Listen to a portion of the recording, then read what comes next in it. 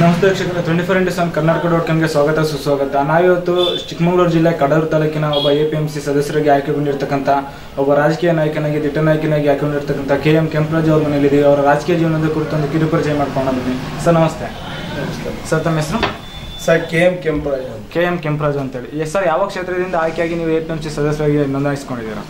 Sir, ನಂದು TAPCMS ಮೂಲಕ ನಾನು ಅಲ್ಲಿ APMCಗೆ ಹೋಗಿರೋದು. ಆದರೆ ನನ್ನ ಕೋಆಪರೇಟಿವ್ ಸಹಕಾರ ಸಂಘದಲ್ಲಿ KMF ನಿರ್ದೇಶಕನಾಗಿ 3 ಬಾರಿ ಆಯ್ಕೆ ಆಗಿದ್ದೀನಿ. ಹಾಸನ ಮೆಡಿಕೇನಿಗೆ, DCC ಬ್ಯಾಂಕಿಗೆ 2 ಬಾರಿ ಆಗಿದ್ದೀನಿ. ಆಮೇಲೆ ಮಾರ್ಕೆಟಿಂಗ್ ಫೆಡರೇಷನ್ ಡೈರೆಕ್ಟರ್ ಆಗಿದ್ದೆ. ಅಪೆಕ್ಸ್ ಬ್ಯಾಂಕ್ ಡೈರೆಕ್ಟರ್ 3 ವರ್ಷ ಇದ್ದೆ. ಆಮೇಲೆ ಇದು ಮುನ್ಸಿಪಲ್ ಪ್ರೆಸಿಡೆಂಟ್ ಆಗಿ ನಾನು ಒಂದು 10 ತಿಂಗಳು ಮುನ್ಸಿಪಲ್ ಪ್ರೆಸಿಡೆಂಟ್ ಆಗಿದ್ದೆ. 2 ಟರ್ಮು ಪುರಸಭಾ ಸದಸ್ಯನಾಗಿ ಆಯ್ಕೆಯಾಗಿದ್ದೆ. ಆದ ನಂತರ ನಮ್ಮ ತಂದೆಯವರ ನಾವು ರಾಜಕೀಯಕ್ಕೆ ಬರಲಿಕ್ಕೆ ಮಾರ್ಗ ಯಾವುದಪ್ಪ ಅಂದರೆ, ನಮ್ಮ ತಂದೆಯವರು ದಿವಂಗತ KH ಮುದಿಯಪ್ಪನವರು ಅವ್ರದ್ದೇ ಆದಂಥ ಕ್ಷೇತ್ರದಲ್ಲಿ ಭಾಳಷ್ಟು ಕೊಡುಗೆ ಇತ್ತು. ಆ ಕೊಡುಗೆ ಮುಖಾಂತರ ನಮ್ಮ ಈ ಹಿರಿಯವರಾದಂಥ KM ರಾಮಸ್ವಾಮಿ ಅವರು ಸಮೇತ 2 ಬಾರಿ ಪುರಸಭಾ ಸದಸ್ಯರಾಗಿ ಪುರಸಭಾ ಅಧ್ಯಕ್ಷರಾದರು. ಅದಾದಮೇಲೆ ದಿವಂಗತ ಕೃಷ್ಣಮೂರ್ತಿ ಅವರು 4 ಬಾರಿ MLA ಆಗಿ ಜಿಲ್ಲಾ ಪಂಚಾಯತಿ ಅಧ್ಯಕ್ಷರಾಗಿ ಅವರು ಸಹ ಅವ್ರ ಜೊತೆಗೂಡಿ ನಾವೆಲ್ಲ ಒಟ್ಟಾಗಿ ಕೆಲಸ ಮಾಡಿ ಈ ಕ್ಷೇತ್ರದ ಅಭಿವೃದ್ಧಿ ಬಗ್ಗೆ ಸಂಸದಕ್ಕೆ ಅವ್ರಿಗೆ ಸಹಕಾರ ಕೊಟ್ಟಂಥವ್ರು ನಾನು ಅಲ್ಲಿವರೆಗೂ ಎಲೆಮರೆಕಾಯಿನಂತೆ 1990ನೇ ಇಸ್ವಿವರೆಗೂ ನಾನು ಯಾವುದೇ ರಾಜಕೀಯ ರಂಗದಲ್ಲಿ ಅಭ್ಯರ್ಥಿಯಾಗಿ ನಿಲ್ಲಲಿಕ್ಕೆ ಹೋಗಲಿಲ್ಲ, ಕಣಕ್ಕೆ ಇಳಿಲಿಲ್ಲ. ಅವಕಾಶ ಸಿಕ್ಕಿದ್ರು ನಾನು ಹೋಗಲಿಲ್ಲ. 90ರ ನಂತರ ಫಸ್ಟ್ ಪುರಸಭಾ ಸದಸ್ಯನಾದೆ. ಮತ್ತೆ 2ನೇ ಸಲನೂ ಪುರಸಭಾ ಸದಸ್ಯನಾದೆ. ಮೊದಲನೇ ಟರ್ಮಲ್ಲೇ ನಾನು ಒಂದು 10 ತಿಂಗಳು ಪುರಸಭಾ ಅಧ್ಯಕ್ಷನಾಗಿ ಕೆಲಸ ಮಾಡಿದೆ. 2ನೇ ಟರ್ಮಲ್ಲಿ ನಾನು ಇನ್ನೂ 1.5 ವರ್ಷ ಇದ್ದಂಗೆ ನಾನು ರಾಜೀನಾಮೆ ಕೊಟ್ಟು ಜಿಲ್ಲಾ ಪಂಚಾಯತಿಗೆ ನಾನು ಸ್ಪರ್ಧೆ ಮಾಡಿದೆ. ಹೆಗ್ಟಿ ಕ್ಷೇತ್ರದಿಂದ. ಹೆಗ್ಟಿ ಕ್ಷೇತ್ರದಲ್ಲಿ ಪ್ರಬಲವಾದ ಪೈಪೋಟಿ ಇತ್ತು. ಕಾಂಗ್ರೆಸ್ಸು ಮತ್ತು JDS ಅವರ ವಿರುದ್ಧ ನಾವು ಸಿದ್ದರಾಮಯ್ಯನವರ ಅನುಯಾಯಿಗಳಾದ್ರಿಂದ ನಾವು ಕಾಂಗ್ರೆಸ್ JDSನಿಂದ ನಮ್ಮ ಶಾಸಕರು ಅವ್ರ ಜೊತೆಯಲ್ಲೇ ವಾಪಸ್ ಬಂದ ನಂತರ ABJD ಪಕ್ಷದಿಂದ ನಾವು ತೆಗೆದು ನಮ್ಮ ದಿವಂಗತ ರಾಮಸ್ವಾಮಿಯವರ ಮಗ ಸತೀಶ್ ಅನ್ನೋರು ನಮ್ಮ ಅಣ್ಣನ ಮಗನೇ. ಅವರು ಕಸ್ಬಾಕ್ ನಿಂತ್ಕೊಂಡಿದ್ರು, ನಾನು ಹೆಗ್ಟಿ ನಿಂತ್ಕೊಂಡಿದ್ದೆ. ಸಿದ್ದರಾಮಪ್ಪ ಅಂತ ಎರೆನಲ್ಲೂರು ಹೋಬಳಿಯಲ್ಲಿ 5ಕ್ಕೆ 3 ಜನ ಕ್ಷೇತ್ರದಲ್ಲಿ ಆಯ್ಕೆ ಆದರು ABJDಯಿಂದ. ಅದಾದ ನಂತರ ನಾವು ಅವಾಗ ಈ ಜಿಲ್ಲಾ ಪರಿಷತ್ ಅಧ್ಯಕ್ಷ ಚುನಾವಣೆಯಲ್ಲಿ ಕಾಂಗ್ರೆಸ್ಸಿಗೆ ಬೆಂಬಲ ವ್ಯಕ್ತಪಡಿಸಿ ನಾವು ಕಾಂಗ್ರೆಸ್ಸಿಗೆ ಜಾಯಿನ್ ಆಗಬೇಕಾದ್ರೆ ಅಲ್ಲಿ ಅದಕ್ಕಿಂತ ಮುಂಚೆ ಸಿದ್ದರಾಮಯ್ಯನವ್ರು ಕಾಂಗ್ರೆಸ್ ಸೇರ್ಕೊಂಡ್ರಲ್ಲ, ಅವತ್ತೇ ನಾವು ಕಾಂಗ್ರೆಸ್ಸನ್ನು ಸೇರ್ಪಡೆ ಆದವು. ಅಲ್ಲಿಂದ ನಂತರ 90ನೇ ಇಸ್ವಿಯಲ್ಲಿ ಪುರಸಭಾ ಸದಸ್ಯನಾಗಿದ್ದು, ಮತ್ತು 95ರಲ್ಲಿ ಸದಸ್ಯನಾಗಿದ್ದೆ. ಅದಾದಮೇಲೆ KMF ನಿರ್ದೇಶಕನಾಗಿದೆ. 3 ಬಾರಿ ನಿರ್ದೇಶಕನಾಗಿ ಆಯ್ಕೆ ಆದ. ಸುಮಾರು ಈ ಕ್ಷೇತ್ರದಲ್ಲಿ ಒಂದು 75ರಿಂದ 80 ಸೊಸೈಟಿಗಳನ್ನು ನಾನೇ ಗ್ರಾಮಾಂತರ ಮಟ್ಟದಲ್ಲಿ ಜನಗಳ ಹತ್ರ ಹೋಗಿ ಹುರಿದುಂಬಿಸಿ ಇವತ್ತು ಸಂಘಗಳು ಕಡೂರು ತಾಲೂಕಲ್ಲಿ ಉತ್ತಮವಾಗಿ ನಡೀತಾ ಇದ್ದಾರೆ. ಜೊತೆಗೆ ಅದಾದ ನಂತರ TAPCMS ಅಧ್ಯಕ್ಷನಾದೆ.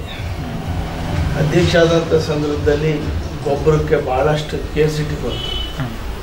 ಬ್ಲಾಕ್ನಲ್ಲಿ ಮಾರುವಂಥ ಸ್ಥಿತಿ ಇದ್ದಾಗ ನಾನು ಸರ್ಕಾರದಲ್ಲಿ ನಾವು ಹೆಚ್ಚು ಗೊಬ್ಬರವನ್ನು ರೈತರಿಗೆ ತಂದು ನೇರವಾಗಿ ನಮ್ಮ TAPCMS ಮುಖಾಂತರ ನಾವು ಅವರಿಗೆ ರೈತರಿಗೆ ನೇರವಾಗಿ ಬಿಡುಗಡೆ ಮಾಡಿ ಕೊಟ್ಟಂಥ ಸಂದರ್ಭದಲ್ಲಿ KPCMSನಲ್ಲಿ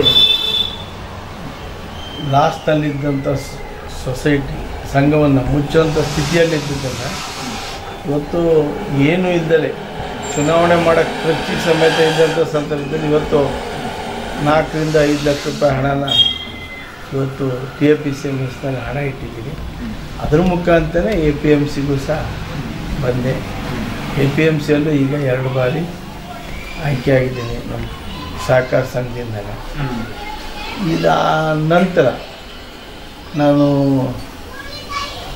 ಈ 2010ರಲ್ಲಿ MLAಗೆ ಕಾಂಗ್ರೆಸ್ಸಿಂದ ನನಗೆ ಟಿಕೆಟ್ ಕೊಟ್ಟರು. ನಮ್ಮ ನಾಯಕರಾದಂಥ ಸಿದ್ದರಾಮಯ್ಯನವರೇ ನನಗೆ ಟಿಕೆಟ್ ಕೊಡಿಸಿ ಅವರೇ ಚುನಾವಣಾ ಪ್ರಚಾರಕ್ಕೆ ಬಂದಂಥ ಸಂದರ್ಭದಲ್ಲಿ ಇವತ್ತಿನ BJPಯವರ ಹಣ ಮತ್ತು ಹೆಂಡದ ಬಲದ ಮೇಲೆ ಆವತ್ತು ನಾವು ಸೋಲನ್ನು ಕಾಣಬೇಕಾಯಿತು.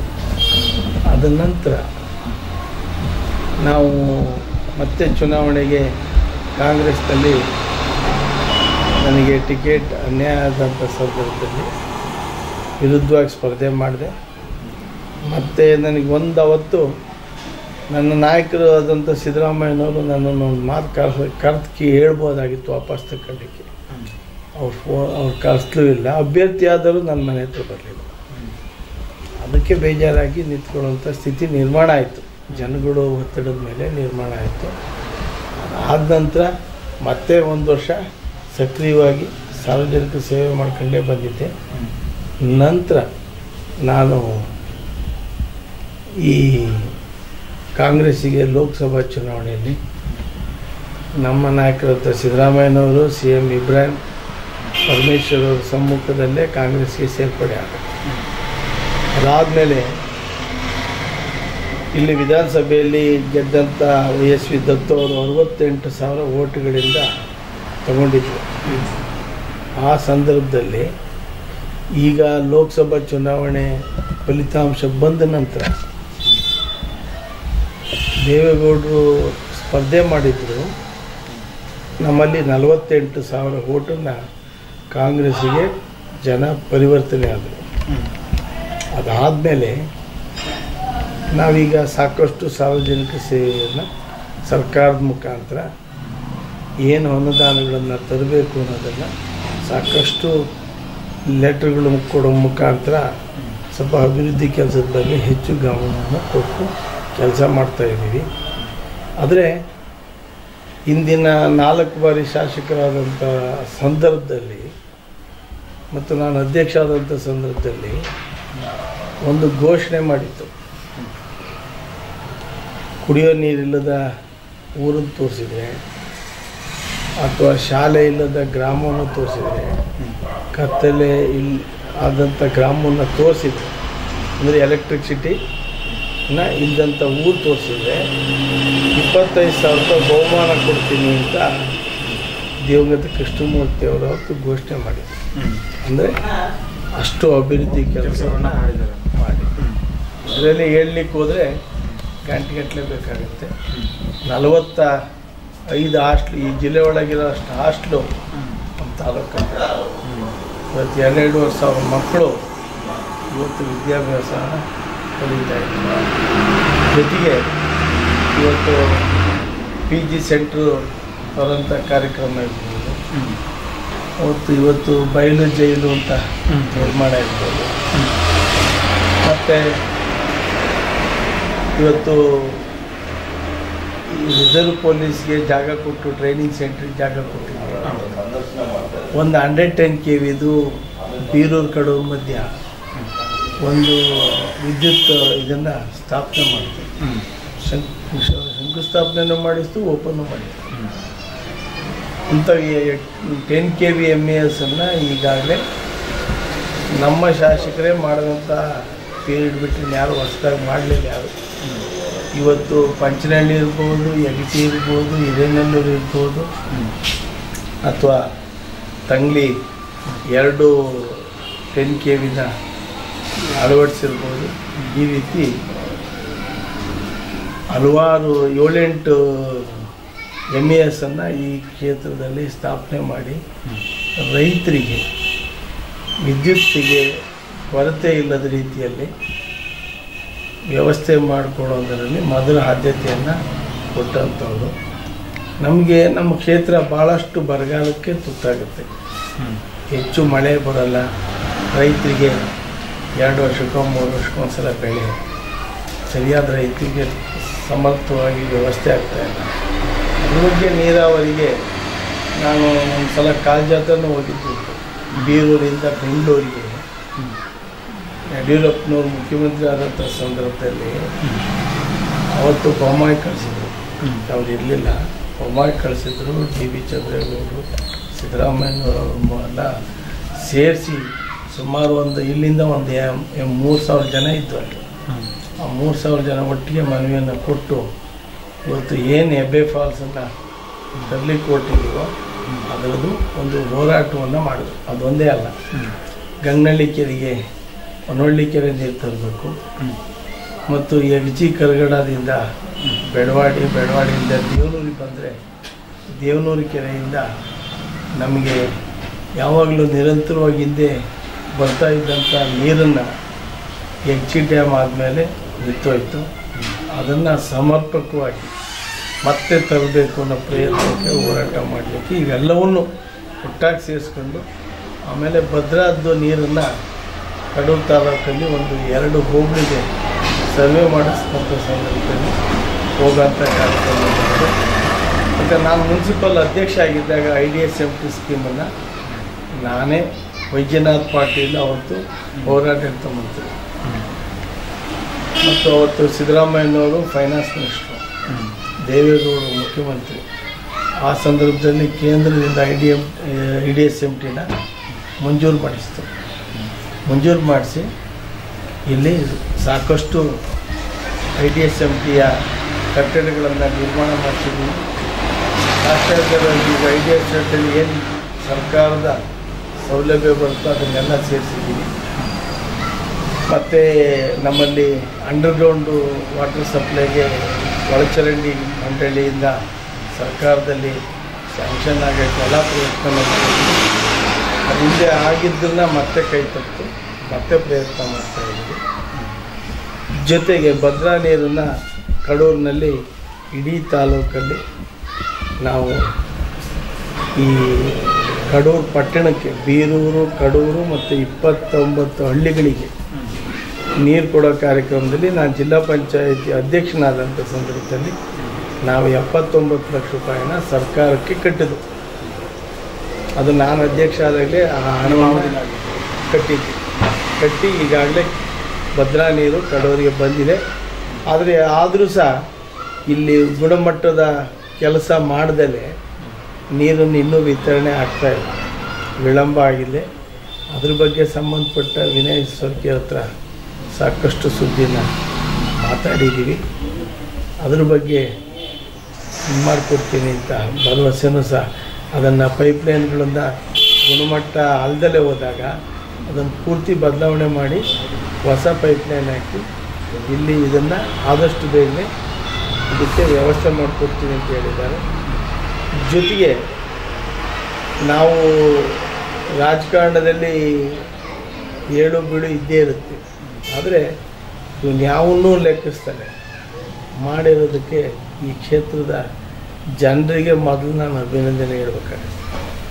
ಯಾವತ್ತೂ ನಮ್ಮ ಜೊತೆಯಲ್ಲಿ ಉಳಿದಿದ್ದಾರೆ ಸಂದರ್ಭದಲ್ಲಿ ಅಂಥ ಅದು ಆ ವಿಚಾರದಲ್ಲಿ ಹೇಳ್ಬೇಕಾಗುತ್ತೆ. ಜೊತೆಗೆ ನಾವು ಆಶ್ರಯ ಮನೆಗಳಿಗೆ ನಿವೇಶನಗಳು ಕೊಡಿಸಿದ್ದೀವಿ. 10,000 ಆಶ್ರಯ ಮನೆಗಳನ್ನು ಇದೇ ರೇವಣ್ಣವರು ಗೃಹ ಮಂತ್ರಿ ಆದಾಗ ಗೃಹ ಮಂಡಳಿ ಮಂತ್ರಿ ಆದಂಥ ಸಂದರ್ಭದಲ್ಲಿ ಮಂಜೂರು ಮಾಡಿಸ್ಕೊಂಡ್ಬಂದು ಈ ಕ್ಷೇತ್ರದಲ್ಲಿ ಗುಡಿಸಲು ಇಲ್ಲದಂಥ ಕ್ಷೇತ್ರವನ್ನು ಮಾಡಬೇಕು ಅಂತ ಅದನ್ನು ಸಮರ್ಪಕವಾಗಿ ಬಡವರಿಗೆ ಸಲ್ಲೋ ರೀತಿಯಲ್ಲಿ ಮಾಡಿದ್ದೀವಿ. ಆಮೇಲೆ ನಿವೇಶನಗಳನ್ನು ಸಮೇತ ಕೊಡಿಸಿದ್ದೀವಿ. ಇವತ್ತು ಹುಡುಕೋ ಹೌಸಿಂಗ್ನಲ್ಲಿ ಸುಮಾರು ಒಂದು 250 ಮನೆಗಳನ್ನು ಕಟ್ಟಿ ಕೊಡುವಂಥ ಸಂದರ್ಭದಲ್ಲಿ ವ್ಯವಸ್ಥೆ ಮಾಡಿದ್ದೀವಿ. ಹೀಗೆ ಅನೇಕ ವಿಚಾರಗಳನ್ನು ಹೇಳ್ತಾ ಹೋದರೆ ಇವತ್ತು ಸಾಕಷ್ಟು ಒಂದು PG ಸೆಂಟ್ರು ನಮ್ಮಲ್ಲಿ ಇದೇ ದಿವಂಗತ ಕೃಷ್ಣಮೂರ್ತಿಯವರು PUC ಓದಿದ್ದು ಶಿವಮೊಗ್ಗದಲ್ಲಿ. ನಮ್ಮಲ್ಲಿ PUCನೇ ಇರಲಿಲ್ಲ. ಇವತ್ತು PUCಯಲ್ಲಿ PG ಸೆಂಟ್ರ್ ಮಾಡಿ ಇವತ್ತು ಅದಕ್ಕೆ 40 ಎಕರೆ ಜಾಗವನ್ನು ಕೊಟ್ಟು ಈಗಾಗಲೇ ಸಂಪೂರ್ಣವಾಗಿ ಕಟ್ಟಡ ಆಗಿದೆ. ಇವತ್ತು ಡಿಗ್ರಿ ಕಾಲೇಜಿನ ಸುಮಾರು 2,500 ಮಕ್ಕಳು ಇಲ್ಲಿ ಓದ್ತಾ ಇದ್ದಾರೆ ಡಿಗ್ರಿ ಕಾಲೇಜಲ್ಲಿ. ಮೊನ್ನೆ ಸಹ ಕಮಿಷನರ್ ಬಂದಾಗ ಒಂದು ಮನವಿ ಇಟ್ಟೆ,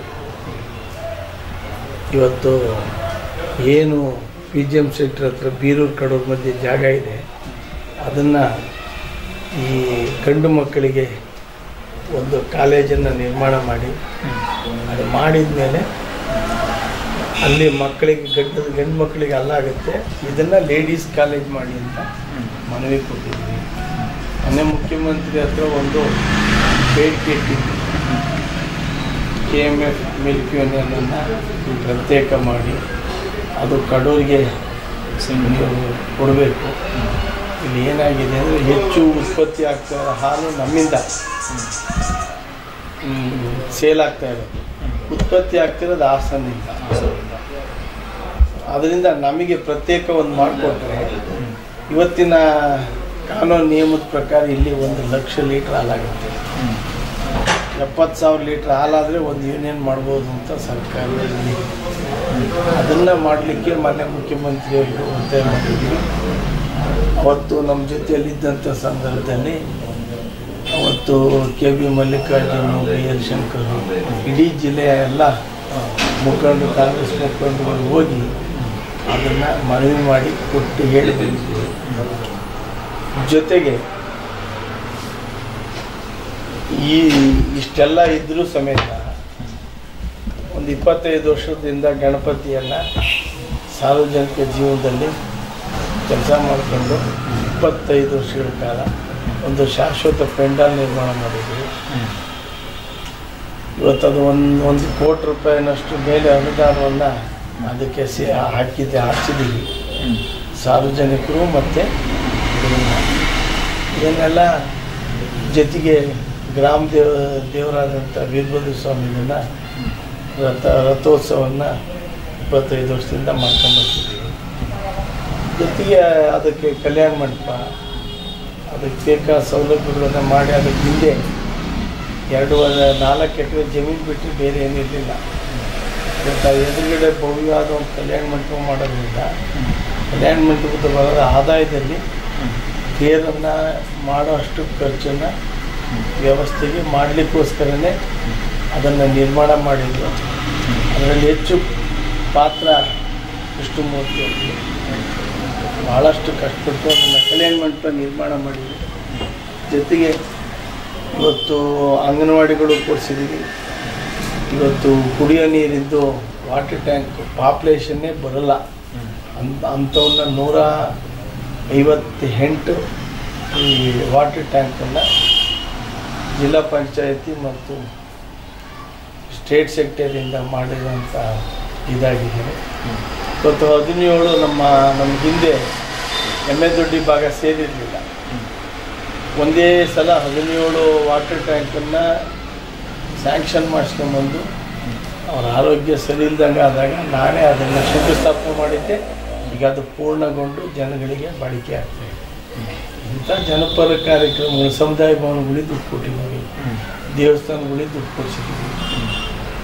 ಬೇಕಾದಷ್ಟು ಸರ್ಕಾರ ಸೌಲಭ್ಯಗಳನ್ನು ಕೊಡೋ ಮುಖಾಂತರ ಜೊತೆಗೆ ಅನೇಕ ಸಂಘ ಸಂಸ್ಥೆಯವರಿಗೂ ಸಹ ಸರ್ಕಾರ ಸವಲತ್ತುಗಳನ್ನು ಕೊಡಿಸಿದ್ದೀವಿ.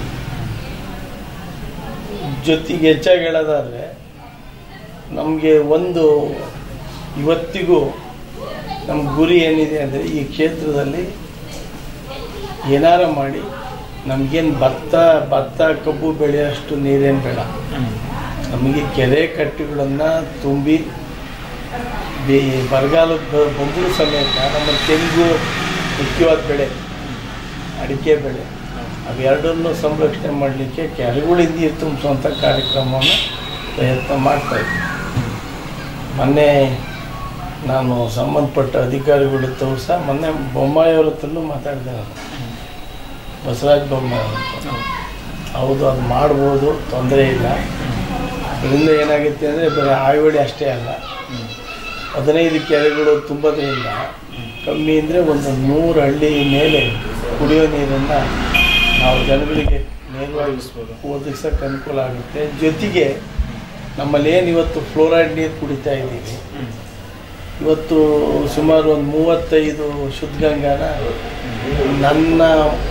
ನಾನೇ ಜಿಲ್ಲಾ ಪರಿಷತ್ ಸದಸ್ಯರಾದಂಥ ಸಂದರ್ಭದಲ್ಲಿ ಪಂಚನಹಳ್ಳಿ ಮತ್ತು ಯಗಟಿ, ಶಿವನಿ 3ನ್ನ ಪ್ರಾಯೋಗಿಕವಾಗಿ ಮಾಡಿ ಅದೆಲ್ಲ ಸಕ್ಸಸ್ ಆದಮೇಲೆ ಈಗ ಹೆಚ್ಚು ಕಮ್ಮಿ ಧರ್ಮಸ್ಥಳ ಸಂಸ್ಥೆಯವರಿಗೂ ನಾವು ಈ ಕ್ಷೇತ್ರದ ಪರವಾಗಿ ವೀರೇಂದ್ರ ಹೆಗ್ಗಡೆ ಅವರಿಗಾಗಲಿ ಆ ಸಂಸ್ಥೆಯವರಿಗೆ ಅಭಿನಂದನೆ ಹೇಳಬೇಕಾಗುತ್ತೆ. ಇವತ್ತು 35 ಗ್ರಾಮಗಳ ಮೇಲೆ ಶುದ್ಧ ನೀರನ್ನು ಕೊಡುವಂಥ ಕಾರ್ಯಕ್ರಮ ಮಾಡಿದ್ದಾರೆ. ಇದರ ಜೊತೆಗೆ ತೋಟಗಾರಿಕೆ ಇರ್ಬೋದು, ಹೈನುಗಾರಿಕೆ ಇರ್ಬೋದು, ಸರ್ಕಾರದಲ್ಲಿ ಸಾಲ ಸಿಗುವಂಥ ಸೌಲಭ್ಯವನ್ನು ಸಮರ್ಪಕವಾಗಿ ರೈತರಿಗೆ ಸಿಗುವಂಥ ಕಾರ್ಯಕ್ರಮ ಮಾಡಿದ್ದಾರೆ. ಇನ್ನೊಂದು ನೋವೇನೆಂದರೆ, ನಮ್ಮಲ್ಲಿ ಈ ಕೆಲವು ಹಿಂದೆ ಅಪ್ಪಾಜಿನ ಕಾಲದಲ್ಲಿ ಇರೋವಂಥ ಜಮೀನುಗಳಿಗೆ ಖಾತೆ ಮಾಡಿಸ್ಕೊಂಡಲ್ಲೇ, ರೆಕಾರ್ಡ್ ಮಾಡಿಸ್ಕೊಂಡಲ್ಲೇ ಇನ್ನೂ ಸಹ 50% ರೈತರಿಗೆ ಈ ಸೌಲಭ್ಯ ಸಿಗ್ತಾ ಇಲ್ಲ. ಇದ್ರ ಬಗ್ಗೆ ಸರ್ಕಾರ ಹೆಚ್ಚು ಗಮನ ಕೊಟ್ಟು ಅವರೇ ಖಾತೆಗಳನ್ನು ನೇರವಾಗಿ ಮಾಡಿಸಿ ಕೊಟ್ಟಿದ್ದೇ ಆದರೆ ಎಲ್ಲ ಬಡ ರೈತರಿಗೂ ಸಾಲ ಸಿಗುವಂಥ ಸೌಲಭ್ಯ ಆಗುತ್ತೆ. ಇವತ್ತು ಸರ್ಕಾರದ ಬಗ್ಗೆ ಇವತ್ತು ಸಿದ್ದರಾಮಯ್ಯನವ್ರದ್ದು ಒಂದೇ ಒಂದು 4 ವಿಚಾರಗಳು ಮಾತ್ರ ಹೇಳಿದರೆ ಅರ್ಥ ಆಗುತ್ತೆ. ನಿಮಗೇನು ಹೆಚ್ಚು ಹೇಳಬೇಕಾದಿಲ್ಲ. ಒಂದು, ಅಕ್ಕಿ ವಿತರಣೆ. ಎರಡನೇದು, ಇವತ್ತು SC/ST ಏನು 4,600 ಕೋಟಿ ರೂಪಾಯಿನ ಸಾಲ ಇತ್ತಲ್ಲ, ಅದು ಪೂರ್ಣ ಮನ್ನಾ ಮಾಡಿಲ್ಲ. ಜೊತೆಗೆ ಬಡ ಮಕ್ಕಳಿಗೆ ಅಷ್ಟೇ ಹಾಸ್ಟೆಲ್ ಸೀಟ್ಸ್ ಇರ್ತಿದ್ರೆ ಸ್ಟೈಫಂಡ್ ರೇಟ್ 1,000 ರೂಪಾಯಿ ಕೊಡ್ತಾ ಇದ್ದಾರೆ. ಮಕ್ಕಳಿಗೆ ಹಾಲು ಕೊಡಿಸ್ತಾ ಇದ್ದಾರೆ. ಗುಣಮಟ್ಟವಾದ ಆರೋಗ್ಯವನ್ನು ಕಾಪಾಡೋದು. ಜೊತೆಗೆ ಮಕ್ಕಳಿಗೆ ಬಿಸಿ ಊಟ, ಅದು SM ಕೃಷ್ಣ ಪೀರಿಯಡಲ್ಲಿ ಯಾರೇ ಆಗಿರಲಿ ಒಳ್ಳೆ ಕಾರ್ಯಕ್ರಮ ಮಾಡಿದ್ದಾರೆ. ಅದನ್ನೆಲ್ಲ ನಾವು ನೆನಪಿಸ್ಕೋಬೇಕಾಗುತ್ತೆ. ಇವತ್ತು ಒಂದು ವಿಚಾರವನ್ನು ನಾನು ಹೇಳಲಿಕ್ಕೆ ಇಷ್ಟಪಡ್ತೇನೆ. ದೇವೇಗೌಡರು ಇಲ್ಲಿವರೆಗೂ ಕಡೂರು ಕ್ಷೇತ್ರ ಅದು ಸೇರಿದಲ್ಲೇ ಇದ್ದಿದ್ದರಿಂದ ಕೆಲಸ ಮಾಡಿಲ್ಲ. ಅದು ಇನ್ನು ಮುಂದೆ ಆದರೂ ಈ ಕ್ಷೇತ್ರಕ್ಕೆ ಕಡೆಗಣನೆ ಮಾಡ್ದಂಗೆ ಲೋಕಸಭಾ ಅಭ್ಯರ್ಥಿಗೆ ಕಡೂರು ಕ್ಷೇತ್ರನ ಸೇರಿದೆ ಅಂತ ಅಭಿವೃದ್ಧಿ ಅಲ್ಲಿ ಆ ಹೊಳೆ ನರಸೀಪುರ, ಅರಕೂರು, ಚನ್ನರಾಯಪಟ್ಟಣದಲ್ಲಿ ಏನು ಸರ್ಕಾರ ಸವಲತ್ತು ತಂದಾಕಿದ್ದಾರೆ ಅಂಥ ಸವಲತ್ತನ್ನು ತಂದಾಕೋ ಕಾರ್ಯಕ್ರಮವನ್ನು ಅವರ ಅವಧಿಯಲ್ಲಿ 5 ವರ್ಷದ ಅವಧಿಯಲ್ಲಿ ಮಾಡ್ತಾರೆ. ಯಾಕೆಂದರೆ ಅವರು ಭಾಳ ಹಿರಿಯರು, ಅನುಭವಿಗಳು. ಹಿಂದೆ ನಮ್ಮ ಲೀಡ್ರೇ ಅವರು, ನಾವಿಲ್ಲ ಅಂತ ಹೇಳೋದು. ಅವರಿಗೆ ಸಾಕಷ್ಟು ಈ ಕ್ಷೇತ್ರದಲ್ಲಿ ಅವರು ಮುಖ್ಯಮಂತ್ರಿ ಆದಂಥ ಸಂದರ್ಭದಲ್ಲಿ ಆಗಲಿ, ಇವತ್ತೇನಾರ ಕೃಷ್ಣಮೂರ್ತಿಯವ್ರನ್ನ ಜಿಲ್ಲಾ ಪಂಚಾಯತ್ ಅಧ್ಯಕ್ಷರು ಮಾಡಿರೋದಾಗಲಿ, ಅವ್ರಿಗೂ ಸಹ ಕೊಡುಗೆ ಇದೆ. ಇವತ್ತು ಜಯತ್ ಪಟೇಲ್ 220 KV ಕಡೂರು ಬೀರೂರು ಮಧ್ಯೆ ಹಾಕಿರೋದನ್ನು 110 KV ಇಲ್ಲ, ಅದು ಅವ್ರ ಕೊಡುಗೆ. ಹಿಂಗೆ ಸಾಕಷ್ಟು ಜನ ಅಧಿಕಾರದಲ್ಲಿದ್ದಂಥವ್ರು ಸಹ ಈ ಕ್ಷೇತ್ರಕ್ಕೆ ಸಾಕಷ್ಟು ಸಹಾಯ ಮಾಡಿದ್ದಾರೆ. ಅವ್ರುಗಳನ್ನು ಸಹ ನಾವು ಇವತ್ತು ಜ್ಞಾಪಕ ಮಾಡ್ಕೋಬೇಕಾಗುತ್ತೆ. ದಿವಂಗತ ರಾಮಕೃಷ್ಣ ಹೆಗಡೆ ಅವ್ರನ್ನ ಜ್ಞಾಪಕ ಮಾಡ್ಕೋಬೇಕಾಗುತ್ತೆ. ಯಾಕೆಂದರೆ ಇವತ್ತು ಏನಾರ ಈ ಮಟ್ಟಕ್ಕೆ ನಮ್ಮನ್ನು ಬೆಳೆಸಿದ್ರು ಅಂದರೆ ಅವ್ರದ್ದು ಸಹ ಸಂಪೂರ್ಣ ವ್ಯವಸ್ಥೆ ಇತ್ತು. ಅದರಿಂದ ಇವನ್ನೆಲ್ಲವನ್ನು ಹೇಳ್ತಾ ಹೋದಾಗ ನಾವು ಭಾಳಷ್ಟು ಸರ್ಕಾರದ ಸೌಲಭ್ಯಗಳನ್ನು ಇನ್ನೂ ಸಹ ಸಾಕಷ್ಟು ಆಗಿಲ್ಲ. ಮೊನ್ನೆ ಮುಖ್ಯಮಂತ್ರಿ ಹತ್ರ ಒಂದು ಮನವಿ ಕೊಟ್ಟಿದ್ದೀವಿ.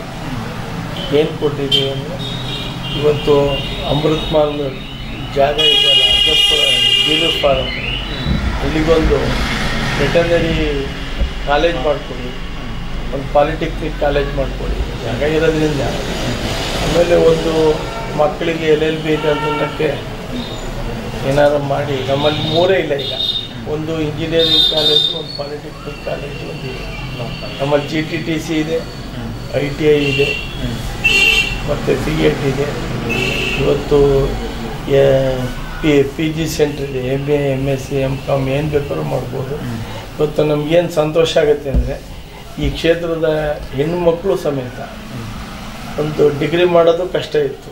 ಇವತ್ತು ಅಂಥದ್ರಲ್ಲಿ ಇವತ್ತು ಅತ್ಯುನ್ನತ ವ್ಯಾಸಂಗ ಮಾಡಿದ ಹೆಣ್ಣುಮಕ್ಕಳು ಅಂದರೆ ಅದಕ್ಕೆ ಈ ಕ್ಷೇತ್ರದ ನಮಗೆ ಹೆಮ್ಮೆ ಅಂತ ಆಗಂಥ ವಿಚಾರ. ಅದರಿಂದ ನಾವೆಲ್ಲ ಇನ್ನೂ ಹೇಳೋದಿದ್ರೆ ಭಾಳಷ್ಟು ಹೇಳ್ಬೋದು. ಆದರೆ ನನ್ನ ಮಾಹಿತಿ ಪ್ರಕಾರ ಇವತ್ತು ಈ ಈಶ್ವರಪ್ಪನವ್ರನ್ನ ನೆನಬೇಕಾಗುತ್ತೆ. ಈಶ್ವರಪ್ಪನವರು ಇವತ್ತು ಎಲೆಕ್ಟ್ರಿಕ್ದು ಎಕ್ಸಿಕ್ಯೂಟಿವ್ ಇಂಜಿನಿಯರ್ ಆಫೀಸ್ ಮಾಡಿಕೊಟ್ರು. ಅದನ್ನು ಕಟ್ಟಡಕ್ಕೆ ಸಮೇತ ಅವರು ಅವಧಿಯಲ್ಲಿ ದುಡ್ಡು ಅವರೇ ಶಂಕುಸ್ಥಾಪನೆ ಮಾಡಿದ್ರು. ಇನ್ನೂ ಓಪನ್ ಆಗಿಲ್ಲ, ಅದು ವಿಳಂಬ ಆಗ್ತಾ ಇದೆ. ಅದರಿಂದ ಅವೆಲ್ಲ ಸಹಾಯ ಮಾಡಿದ್ರೆ ಯಾವುದೇ ಪಾರ್ಟಿ ಪಕ್ಷ ಅನ್ನೋದಕ್ಕಿಂತ ಸೌಲಭ್ಯವನ್ನು ಕೊಟ್ಟಂಥವ್ರಿಗೆ ಮೊದಲನೇದಾಗಿ ಅಭಿನಂದನೆಗಳು ಹೇಳಬೇಕಾಗುತ್ತೆ. ಜೊತೆಗೆ ಪಕ್ಷಾತೀತವಾಗಿ ನಮ್ಮ ಕ್ಷೇತ್ರದ ಇದ್ದಂಥ ದಿವಂಗತ ಕೃಷ್ಣಮೂರ್ತಿ ಅವರು ಕೆಲಸ ಮಾಡೋದ್ರಲ್ಲಿ ಅತಿ ಉತ್ಸಾಹರಾಗಿದ್ದರು. ಅವ್ರ ಸಾಯೋವರೆಗೂ ಚಿಂತೆ ಏನಿತ್ತು ಅಂದರೆ ಇಲ್ಲಿ ಏನಾರ ಮಾಡಿ ನಮ್ಮಲ್ಲಿ ಬರಗಾಲ, ಬಡತನ ಜಾಸ್ತಿ ಇದೆ, ಮಕ್ಕಳಿಗೆ ಮೂಲ ಸೌಲಭ್ಯ ವಿದ್ಯಾಭ್ಯಾಸ ಕೊಡಿಸ್ಬೇಕು.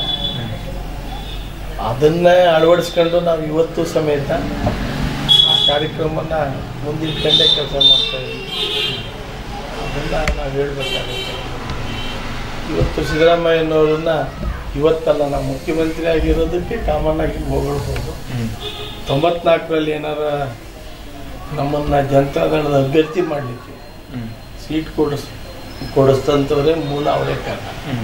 ಆದ್ದರಿಂದ ಅದ್ರ ಬಗ್ಗೆನೂ ನಾವು ಇವತ್ತು ಸ್ಮರಣೆ ಮಾಡಬೇಕಾಗುತ್ತೆ. ಅವರು ಹಣಕಾಸಿನ ಮಂತ್ರಿ ಆಗಿದ್ದರಿಂದ ಸಾಕಷ್ಟು ಹಣವನ್ನು ನಮ್ಮ ಕ್ಷೇತ್ರಕ್ಕೆ ಕೊಡುಗೆ ಕೊಟ್ಟಿದ್ದಾರೆ, ಇವತ್ತು ಕೊಡ್ತಾ ಇದ್ದಾರೆ. ಈ ಕ್ಷೇತ್ರದ ಮೇಲೆ ತುಂಬ ಅಭಿಮಾನ ಇದೆ. ಅವರಿಗೂ ನನ್ನ ಅಭಿನಂದನೆಗಳನ್ನು ಹೇಳಬೇಕಾಗುತ್ತೆ. ಜೊತೆಗೆ ಯಾವುದೇ ಸರ್ಕಾರ ಇದ್ದರೂ ಅದು ಭಾಳ ಮುಖ್ಯ ಅಲ್ಲ. ಇವತ್ತು ಏನು ಕೆಲಸ ಮಾಡಿಕೊಟ್ಟಿದ್ದಾರೆ, ಯಾವ ಸರ್ಕಾರ ಇದ್ದರು ಅನ್ನೋದನ್ನು ನಾವು ಜ್ಞಾಪಕದಲ್ಲಿ ಇಟ್ಕೋಬೇಕಾಗುತ್ತೆ. ಜೊತೆಗೆ ಇಲ್ಲಿವರೆಗೂ ಸುವರ್ಣ 24/7 ಕರ್ನಾಟಕ ಅವರಿಗೆ, ಆ ಸಂಸ್ಥೆಯವರಿಗೆ ನನ್ನನ್ನು ಮಾತಾಡಲಿಕ್ಕೆ, ಸಾರ್ವಜನಿಕರ ಮುಂದೆ ಹೇಳಲಿಕ್ಕೆ ಅವಕಾಶ ಮಾಡಿಕೊಟ್ಟಿದ್ದಕ್ಕೆ ಆ ಸಂಸ್ಥೆಯವರಿಗೂ ನನ್ನ ಹೃತ್ಪೂರ್ವಕವಾದ ವಂದನೆಗಳನ್ನು ಹೇಳಿ ನಾನು ಮಾತು ಮುಗಿಸ್ಕೊಂಡು